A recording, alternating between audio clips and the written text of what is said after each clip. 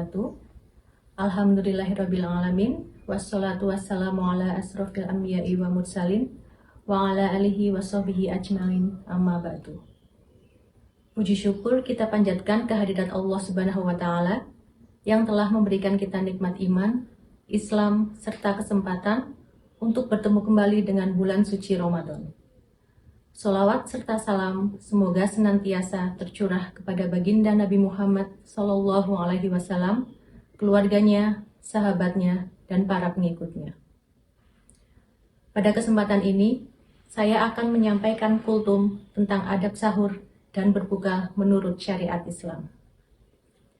Bulan Ramadan adalah bulan yang penuh berkah, yang menghadirkan kesempatan bagi umat Islam untuk meningkatkan kualitas ibadah dan mendekatkan diri kepada Allah Subhanahu wa Ta'ala. Salah satu ibadah utama dalam Ramadan adalah puasa, yang tidak hanya menahan lapar dan dahaga, tapi juga melatih kesabaran, keikhlasan, dan ketakwaan.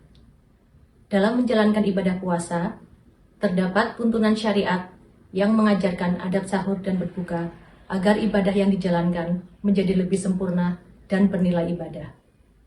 Memahami adab sahur dan berbuka membantu umat Islam menjalankan puasa dengan penuh kesadaran spiritual dan mengikuti sunnah Rasulullah SAW. Sahur merupakan amalan sunnah yang sangat dianjurkan sebelum memulai puasa. Sahur bukan sekedar makan sebelum fajar, tetapi juga menjadi bentuk ketaatan kepada Allah Subhanahu wa Ta'ala dan mengikuti sunnah Nabi Muhammad SAW. Selain itu, sahur memberikan kekuatan fisik untuk menjalani aktivitas sepanjang hari. Dengan asupan makanan yang cukup dan bernutrisi, tubuh dapat tetap bertenaga sehingga ibadah dan aktivitas harian dapat dilakukan secara optimal. Menjalankan adab sahur dan berbuka sesuai tuntunan syariat menjadi bagian penting dalam menyempurnakan ibadah puasa. Ada beberapa adab sahur yang dianjurkan. Yang pertama, adanya keberkahan dalam sahur.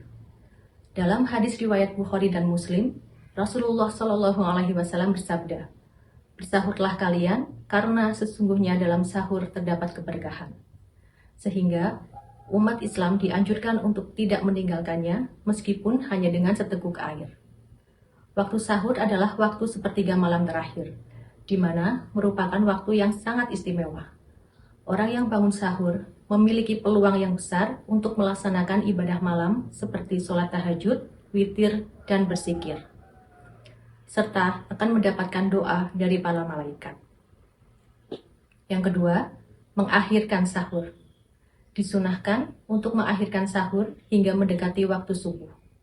Rasulullah SAW dan para sahabat mengakhirkan sahur karena waktu tersebut penuh keberkahan dan memberikan energi yang lebih tahan lama sepanjang hari. Sebagaimana disebutkan hadis riwayat Bukhari dan Muslim dari Anas bin Malik radhiyallahu anhu, dari Zaid bin Sabit radhiyallahu anhu. Kami pernah makan sahur bersama Rasulullah SAW. Kemudian kami beranjak untuk melaksanakan sholat subuh. Waktu sahur yang dilakukan menjelang waktu subuh mengandung keberkahan dan menjadi pembeda antara puasa umat Islam dengan umat terdahulu. Yang ketiga, mengkonsumsi makanan yang halal dan bergizi. Kita harus memilih makanan yang halal, bergizi, dan tidak berlebihan. Rasulullah SAW menganjurkan kesederhanaan dalam makan agar tubuh tetap sehat dan ibadah berjalan optimal. Kemudian yang keempat, memulai sahur dengan niat berpuasa. Sahur hendaknya diawali dengan niat puasa dalam hati. Niat merupakan rukun puasa yang membedakan antara ibadah dan kebiasaan makan biasa. Sahur juga mengajarkan kesadaran bahwa ibadah tidak hanya bersifat spiritual, tetapi juga memperhatikan keseimbangan fisik dan kesehatan tubuh. Kemudian yang selanjutnya, ada berbuka puasa sesuai sunnah. Yang pertama, menyegerakan berbuka saat waktu maghrib tiba. Saat waktu maghrib tiba, umat Islam dianjurkan untuk segera berbuka. Rasulullah SAW bersabda bahwa manusia akan senantiasa berada dalam kebaikan selama mereka menyegerakan berbuka puasa. Menyegerakan berbuka merupakan bentuk ketaatan kepada Allah Subhanahu wa Ta'ala dan mengikuti sunnah Rasulullah SAW. Hal ini juga menunjukkan sikap syukur atas nikmat yang diberikan setelah seharian menahan lapar dan dahaga. Dalam berbuka, Rasulullah Shallallahu Alaihi Wasallam mencontohkan berbuka dengan memakan kurma atau meminum air putih terlebih dahulu, kemudian berdoa, "Zahabat doma'u wabtalatil uruku wasabatal ajru insyaallah," yang artinya, telah hilang rasa hausku, telah basah urat-urat, dan telah ditetapkan pahala insyaallah. Kemudian yang kedua, dianjurkan melaksanakan sholat maghrib terlebih dahulu. Setelah berbuka ringan, dianjurkan untuk menunaikan sholat maghrib terlebih dahulu sebelum melanjutkan makan besar. Kemudian yang ketiga, tidak berlebihan dalam makan. Berbuka bukan ajang balas dendam setelah seharian berpuasa. Islam mengajarkan kesederhanaan agar tubuh tetap sehat dan ibadah malam dapat dilakukan secara khusyuk. Allah berfirman dalam Quran Surat Al-A'raf ayat 31 yang artinya, "Makan dan minumlah dan janganlah berlebih-lebihan. Sesungguhnya Allah tidak menyukai orang yang berlebihan." Ramadan adalah kesempatan untuk menghidupkan sunnah Rasulullah Shallallahu Alaihi Wasallam dalam kehidupan sehari-hari. Dengan menjalankan adab sahur dan berbuka secara benar, umat Islam tidak hanya memperoleh manfaat fisik, tetapi juga meraih keberkahan spiritual.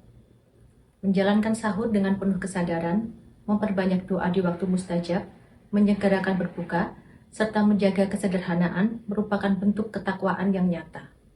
Ibadah puasa bukan hanya menahan lapar, tetapi juga melatih pengendalian diri, kesabaran, dan kepedulian terhadap sesama. Pada akhirnya, memahami dan mengamalkan adab sahur dan berbuka sesuai tuntutan syariat menjadikan Ramadan sebagai madrasah spiritual yang membentuk pribadi muslim yang lebih sabar, disiplin, dan penuh rasa syukur. Dengan mengikuti sunnah Rasulullah Shallallahu Alaihi Wasallam, ibadah puasa menjadi lebih bermakna dan membawa keberkahan dalam kehidupan sehari-hari. Demikian kultum singkat dari saya tentang adab sahur dan berbuka menurut syariat. Semoga bermanfaat. Apabila ada kekurangan, mohon maaf yang sebesar-besarnya. Billahi taufiq wal hidayah. Wassalamualaikum warahmatullahi wabarakatuh.